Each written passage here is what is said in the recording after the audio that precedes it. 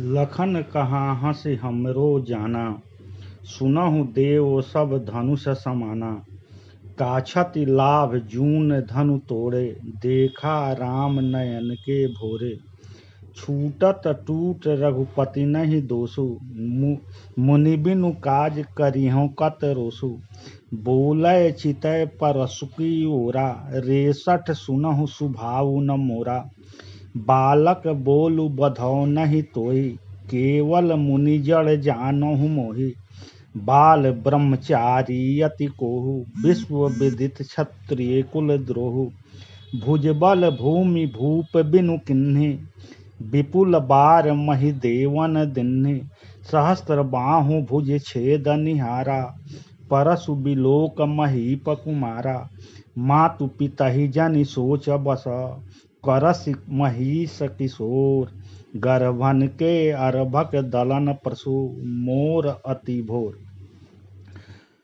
प्रस्तुत कविता रामचरितमानस के बालकांड से लिया गया है। राम लक्ष्मण परशुराम संवाद है। लक्ष्मण ने परशुराम के क्रोधपूर्ण वचनों को सुनकर हंसते हुए कहा कि हे देव, हमारी समझ में तो सब धनुष एक से होते हैं। इस पुराने धनुष को तोड़ने में क्या हानि क्या लाभ। राम ने तो इसे नए धनुष के धोखे में तोड़ दिया। यदि यह राम के छूते ही टूट गया तो इसमें राम का क्या दोष। हे मुनिवर, आप तो अकारण ही क्रोध कर रहे हैं। लक्ष्मण के इस उपहास एवं व्यंग भरे वचनों को सुनकर परशुराम ने अपने फरसे की ओर देखा और बोले, अरे मूर्ख, लगता है तुमने मेरे स्वभाव के बारे में नहीं सुना। मैं तुम्हें बालक समझकर छोड़ रहा हूँ। तू मुझे एक साधारण मुनि समझ रहा है। मैं तो बाल ब्रह्मचारी तथा अत्यंत क्रोधी स्वभाव वाला हूँ। सारे संसार को पता है कि मैं क्षत्रियों के कुल का घोर शत्रु हूँ। मैंने अपनी बलिष्ठ भुजाओं के बल से अनेक बार पृथ्वी से सभी राजाओं का नाश कर दिया था। इस भूमि को राजाओं से विहीन कर दिया था। मैंने उसे ब्राह्मणों को दान कर दिया था। अरे राजकुमार, सहस्त्रबाहुओं की भुजाओं को काटने वाले मेरे इस फरसों को देख।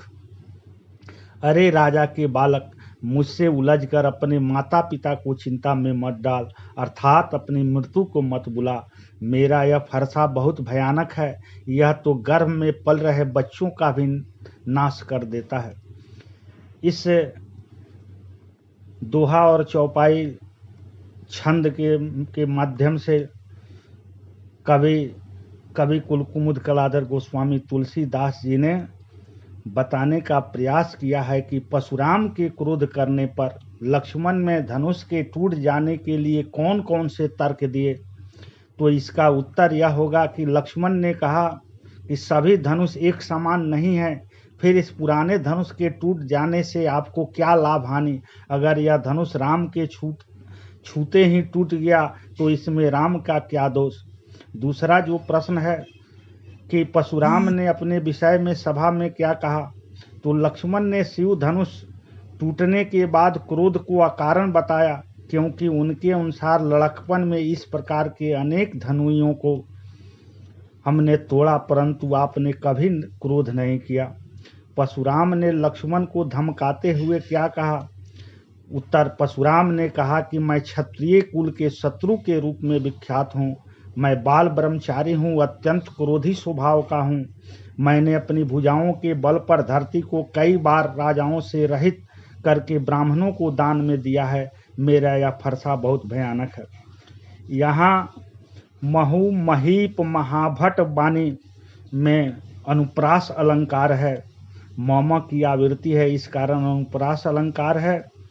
और सठ तथा क्षत्रिय कुल द्रोह शब्दों का प्रयोग किसके लिए किया गया है, तो यह सठ शब्द का प्रयोग लक्ष्मण के लिए और क्षत्रिय कुल द्रोही शब्द का प्रयोग परशुराम के लिए किया गया है।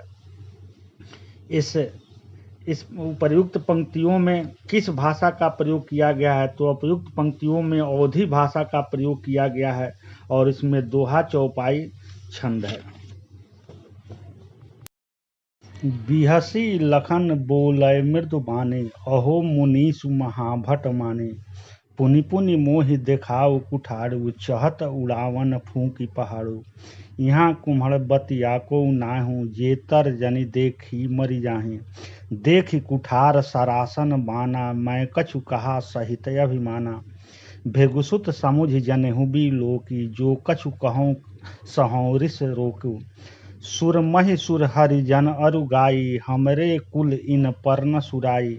बधय पाप अपकीरति हारे, मारतहु पाप परिहों तुम्हारे।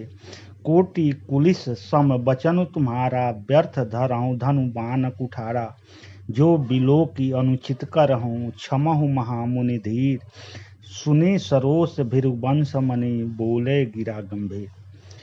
इस दोहा चौपाई के द्वारा कवि कुल कुमुद कलाधर गोस्वामी तुलसीदास के द्वारा राम लक्ष्मण परशुराम संवाद जो बालकांड से लिया गया है, परशुराम के अहंकारपूर्ण वचनों को सुनकर लक्ष्मण जी को हंसी आ गई।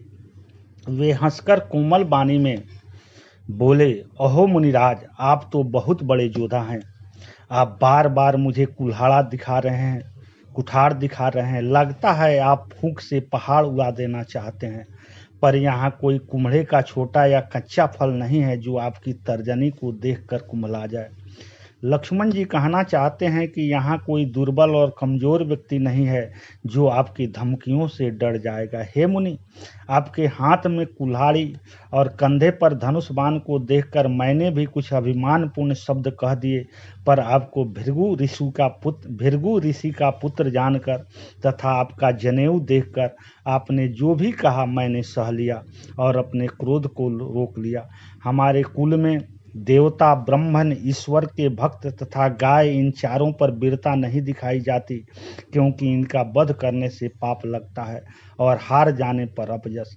इसलिए यदि आप मुझे मारेंगे भी तो मैं आपके चरण स्पर्श ही करूंगा। आपका एक एक वचन करोड़ों वज्रों के समान है। फिर आप यह धनुष बाण और फरसा व्यर्थ ही धारण करते हैं। हे महामुनि, यदि इसने कुछ अनुचित कह दिया हो तो इसे क्षमा कर दीजिए। विश्वामित्र के इन वचनों को सुनकर भृगुवंश मणि परशुराम क्रोध सहित गंभीर वाणी में बोले। इस तीसरे दोहा और चौपाई के द्वारा जो प्रश्न बन रहे हैं, पहला प्रश्न है, कुम्हड़ बतिया को नाही से क्या आशय है?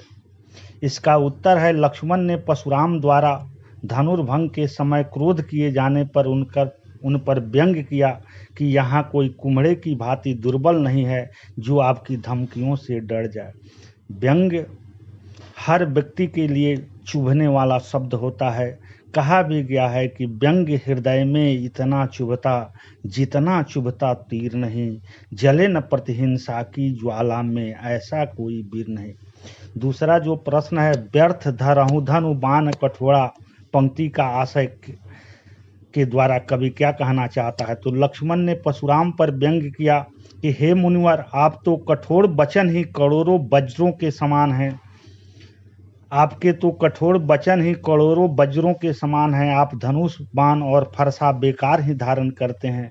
तीसरा जो प्रश्न है, लक्ष्मण ने अपने कुल की किस परंपरा का उल्लेख किया?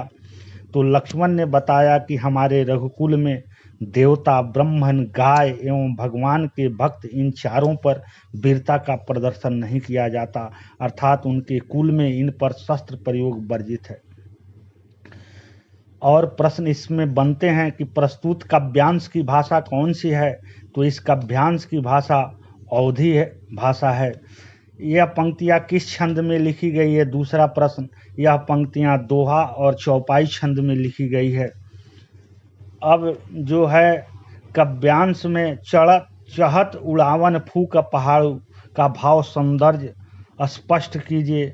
तो फूंक मारकर पहाड़ उड़ाना एक मुहावरा है जिसका प्रयोग ऐसी स्थिति में किया जाता है जब कोई व्यक्ति कोई ऐसा कार्य करने का दंभ भरता है जो उसके सामर्थ्य से बाहर हो। परशुराम द्वारा फरसा दिखाकर लक्ष्मण को धमकाना ऐसा ही काम है।